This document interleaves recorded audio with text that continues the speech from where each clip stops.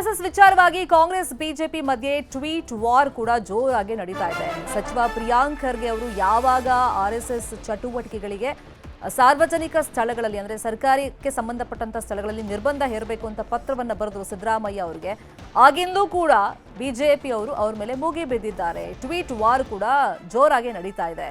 ಸಚಿವ ಪ್ರಿಯಾಂಕ್ ಖರ್ಗೆ ವಿಡಿಯೋ ಪೋಸ್ಟ್ಗೆ ಆಕ್ರೋಶ ವ್ಯಕ್ತವಾಗಿದೆ. ಪ್ರಿಯಾಂಕ್ ಖರ್ಗೆಗೆ ಐಶ್ವರ್ಯ ಅನಂತಕುಮಾರ್ ಟಾಂಗ್ ಅನ್ನು ಕೊಟ್ಟಿದ್ದಾರೆ. ಇದು ನಿಮ್ಮ ಕೀಳು ಮಟ್ಟ ಅಂತೇಳಿ ಟಾಂಗ್ ಅನ್ನು ಕೊಟ್ಟಿದ್ದಾರೆ ಐಶ್ವರ್ಯ. ಅನಂತಕುಮಾರ್ ಕೆಲಸವನ್ನ ನಿಮ್ಮ ಪಕ್ಷದ ನಾಯಕರೇ ಮೆಚ್ಚಿದ್ದಾರೆ, ಇದನ್ನ ನೀವು ಮರ್ತಂತೆ ಕಾಣ್ತಾ ಇದೆ ಅಂತೇಳಿ ಐಶ್ವರ್ಯ ಟಾಂಗ್ ಅನ್ನು ಕೊಟ್ಟಿದ್ದಾರೆ. ವಿಡಿಯೋದಲ್ಲಿನ ಚರ್ಚೆ ಹಿನ್ನೆಲೆಯನ್ನ ಮೊದಲು ತಿಳ್ಕೊಳ್ಳಿ. ನಿಮ್ಮ ಪಕ್ಷದ ನಾಯಕರೊಬ್ಬರ ಡೈರಿಯ ಚರ್ಚೆ ಇದು. ಹೈಕಮಾಂಡ್ಗೆ ನೀಡಿದಂತ ಕಿಕ್ ಬ್ಯಾಕ್ ಬಗ್ಗೆ ಮಾಡಿರುವಂತ ಚರ್ಚೆ ಇದು. ಈ ವಿಡಿಯೋ ಮೂಲಕ ನಿಮ್ಮ ನಾಯಕರ ಸತ್ಯವನ್ನ ಬಿಚ್ಚಿಡ್ತಾ ಇದ್ದೀರಾ. ನೆನ್ಪಿಟ್ಕೊಳ್ಳಿ, ಸತ್ಯ ಯಾವತ್ತೂ ಹೊರಗಡೆ ಬಂದೇ ಬರುತ್ತೆ ಅಂತೇಳಿ ಸಚಿವ ಪ್ರಿಯಾಂಕ್ ಖರ್ಗೆಗೆ ಐಶ್ವರ್ಯ ಅನಂತಕುಮಾರ್ ಟಾಂಗ್ ಅನ್ನ ಕೊಟ್ಟಿದ್ದಾರೆ. ಅಂದ್ರೆ BSY ಅನಂತಕುಮಾರ್ ವಿಡಿಯೋವನ್ನ ಬಹಿರಂಗಪಡಿಸಿದ್ರು ಪ್ರಿಯಾಂಕ್ ಖರ್ಗೆ. ಹಿಂದೆನೂ ಅದ್ರ ಬಗ್ಗೆ ಸಾಕಷ್ಟು ಚರ್ಚೆ ಆಗಿತ್ತು. ಇದಕ್ಕೀಗ ಐಶ್ವರ್ಯ ಅನಂತಕುಮಾರ್ ಟಾಂಗ್ ಅನ್ನ ಕೊಟ್ಟಿದ್ದಾರೆ.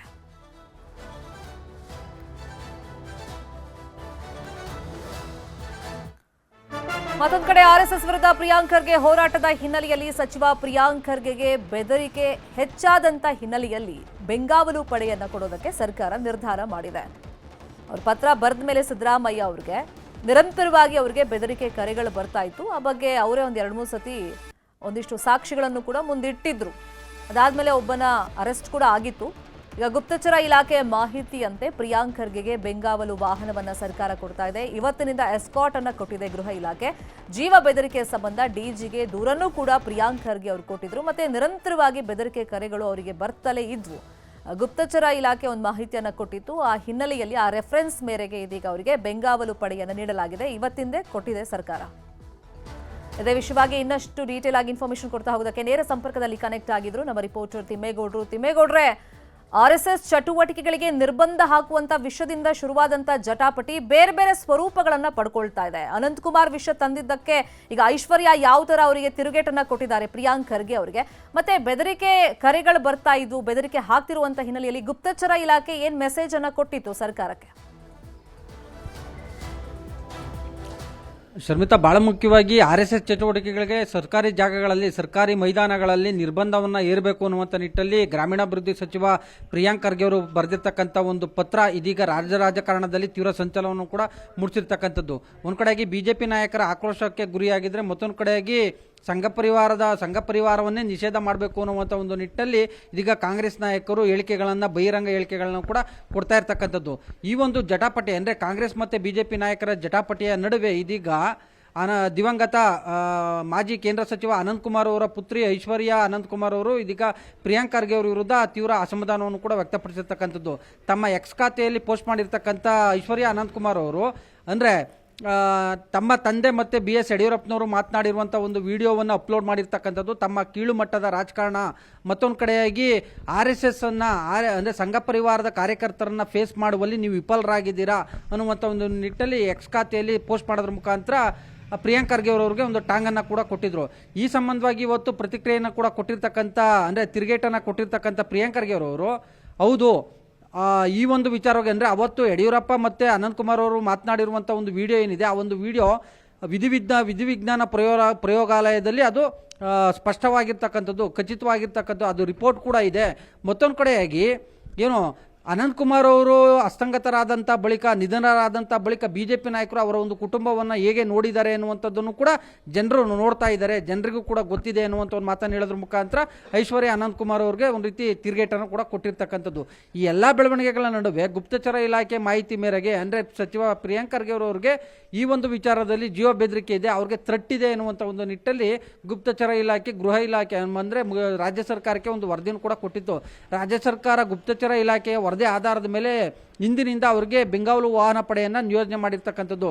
5 ಅಂಗರಕ್ಷಕರುಳ್ಳಂಥ ಬೆಂಗಾವಲು ವಾಹನ ಪಡೆಯನ್ನು ಇದೀಗ ರಾಜ್ಯ ಸರ್ಕಾರ ಪ್ರಿಯಾಂಕ್ ಖರ್ಗೆ ಅವರ ನಿವಾಸಕ್ಕೆ ನಿಯೋಜನೆ ಮಾಡಿರ್ತಕ್ಕಂಥದ್ದು. ಪ್ರಿಯಾಂಕ್ ಖರ್ಗೆ ಅವರವರು ಆದರೆ ತಾವು ತೆರಳುವಂಥ ಸಂದರ್ಭದಲ್ಲಿ ಅಂದರೆ ಅವ್ರು ಎಲ್ಲೆಲ್ಲಿ ಪ್ರವಾಸವನ್ನು ಮಾಡ್ತಾರೆ ಅಲ್ಲಿ ಈ ಒಂದು ಬೆಂಗಾವಲು ವಾಹನವನ್ನು ಪಡೆಯೋದಕ್ಕೆ, ಬೆಂಗಾವಲು ವಾಹನ ಜೊತೆಯಲ್ಲಿ ಕರೆಯೋದಕ್ಕೆ ನಿರಾಕರಣೆ ಮಾಡಿದ್ದಾರೆ ಅನ್ನುವಂಥ ಒಂದು ತಕ್ಷಣದ ಮಾಹಿತಿ ನಮ್ಮ ನ್ಯೂಸ್ 18ಗೆ ಲಭ್ಯ ಆಗಿರ್ತಕ್ಕಂಥದ್ದು. ಆದರೆ ಗುಪ್ತಚರ ಇಲಾಖೆಯೇ ಈ ಒಂದು ಮಾಹಿತಿಯನ್ನು, ವರದಿಯನ್ನು ಕೊಟ್ಟಿರ್ತಕ್ಕಂಥ ಹಿನ್ನೆಲೆಯಲ್ಲಿ ಒಬ್ಬ ಸರ್ಕಾರದ ಭಾಗವಾಗಿರ್ತಕ್ಕಂಥ ಪ್ರಿಯಾಂಕ್ ಖರ್ಗೆ ಅವ್ರಿಗೆ ಏನಾದರೂ ಜೀವಕ್ಕೆ ಹಾನಿ ಆದರೆ ಮತ್ತೊಂದು ಕಡೆಗೆ ಅವ್ರ ಮೇಲೆ ಹಲ್ಲೆ ನಡೆದಂಥ ಸಂದರ್ಭದಲ್ಲಿ ಅದು ಸರ್ಕಾರದ ವೈಫಲ್ಯವೂ ಕೂಡ ಆಗುತ್ತೆ. ಸೊ ಹೀಗಾಗಿ ಅವ್ರಿಗೆ ಒಂದು ಬೆಂಗಾವಲು ವಾಹನವನ್ನು ನಿಯೋಜನೆ ಮಾಡಬೇಕು ಅನ್ನುವಂಥ ನಿಟ್ಟಲ್ಲಿ ಗೃಹ ಇಲಾಖೆ 5 ಸಿಬ್ಬಂದಿಯುಳ್ಳಂಥ ಬೆಂಗಾವಲು ವಾಹನ ಪಡೆಯನ್ನು ನಿಯೋಜನೆ ಮಾಡಿದೆ. ಇಂದು ಬೆಳಗ್ಗೆಯಿಂದಲೂ ಕೂಡ 5 ಸಿಬ್ಬಂದಿ ಅಂದರೆ ಅಂಗರಕ್ಷಕರುಳ್ಳಂಥ ಬೆಂಗಾವಲು ವಾಹನ ಪಡೆ ಇದೀಗ ಅವರ ಒಂದು ನಿವಾಸದಲ್ಲೇ ಮೊಕ್ಕಮನ್ನು ಹೂಡಿರ್ತಕ್ಕಂಥದ್ದು. ಆದರೆ ಇವತ್ತು ತಮ್ಮ ನಿವಾಸದಿಂದ ಖಾಸಗಿ ನಿವಾಸದಿಂದ ಹೊರಬಂದಂಥ ಸಂದರ್ಭದಲ್ಲಿ ಆ ಒಂದು ಬೆಂಗಾವಲು ವಾಹನ ಪಡೆಯನ್ನು ಜೊತೆಯಲ್ಲಿ ಕರೆಯೋದಕ್ಕೆ ಅಂದರೆ ತಮ್ಮನ್ನು ಫಾಲೋ ಮಾಡೋದಕ್ಕೆ ಅವರು ಸೂಚನೆಯನ್ನು ಕೂಡ ಕೊಟ್ಟಿಲ್ಲ. ಹೀಗಾಗಿ ಅವರ ಒಂದು ಸದಾಶಿವನಗರದಲ್ಲಿರ್ತಕ್ಕಂಥ ಖಾಸಗಿ ನಿವಾಸದ ಬಳಿಯೇ ಬೆಂಗಾವಲು ವಾಹನ ಪಡೆ ಅಲ್ಲಿ ಸ್ಥಳದಲ್ಲೇ ಮೊಕ್ಕಮನ್ನು ಹೂಡಿರ್ತಕ್ಕಂಥದ್ದು. ಹೀಗಾಗಿ ಈ ಎಲ್ಲ ಬೆಳವಣಿಗೆಗಳ ನಡುವೆ ಇವತ್ತು ನವದೆಹಲಿಯಲ್ಲಿ ಪ್ರತಿಕ್ರಿಯೆಯನ್ನು ಕೊಟ್ಟಿರ್ತಕ್ಕಂಥ ಕಾಂಗ್ರೆಸ್ ಹಿರಿಯ ನಾಯಕ ಹಾಗೂ ವಿಧಾನ ಪರಿಷತ್ ಸದಸ್ಯ BK ಹರಿಪ್ರಸಾದ್ ಅವರು ಚಿತ್ತಾಪುರದಲ್ಲಿ RSS ಪಥಸಂಚಲನ ನಡೆಸೋದು ಬೇಡ, ಅವರು ಬೇಕಿದ್ರೆ ಪಾಕಿಸ್ತಾನ ಅಥವಾ ಅಫ್ಘಾನಿಸ್ತಾನ ಗಡಿ ಭಾಗದಲ್ಲಿ ಹೋಗಿ ಅವರು ಪಥಸಂಚಲನವನ್ನು ಮಾಡಲಿ ಅನ್ನುವಂಥ ಒಂದು ಮಾತನ್ನು ಕೂಡ ಹೇಳಿರ್ತಕ್ಕಂಥದ್ದು. ಮತ್ತೊಂದು ಕಡೆಗೆ ಚಿತ್ತಾಪುರದಲ್ಲಿ ಪಥಸಂಚಲನಕ್ಕೆ ಅವಕಾಶವನ್ನು ಮಾಡಿಕೊಟ್ಟಿದ್ದಾಗಿದ್ದಲ್ಲಿ ನಮಗೂ ಕೂಡ ಅವಕಾಶವನ್ನು ಮಾಡಿಕೊಡಿ ಎನ್ನುವಂಥ ನಿಟ್ಟಲ್ಲಿ ಈಗಾಗಲೇ ದಲಿತ ಪರ ಸಂಘಟನೆಗಳು ಏನು ಮನವಿಯನ್ನು ಕೂಡ ಕೊಟ್ಟಿದ್ದಾರೆ. ಈ ಸಂಬಂಧವೂ ಕೂಡ ಇವತ್ತು ಪ್ರತಿಕ್ರಿಯೆಯನ್ನು ಕೊಟ್ಟಿದ್ದಾರೆ. ಯಾರು ಪ್ರಿಯಾಂಕ್ ಖರ್ಗೆ ಅವರು ನೋಡೋಣ ಏನಾಗುತ್ತೆ ಅನ್ನುವಂಥ ನಿಟ್ಟಲ್ಲಿ.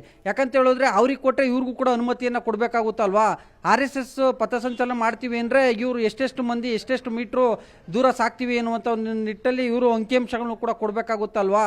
ಹೀಗಾಗಿ ನೋಡೋಣ ಏನಾಗುತ್ತೆ ಅನ್ನುವಂಥ ನಿಟ್ಟಲ್ಲಿ ಅನ್ನುವಂಥ ಒಂದು ಮಾತನ್ನು ಕೂಡ ಹೇಳಿರ್ತಕ್ಕಂಥದ್ದು.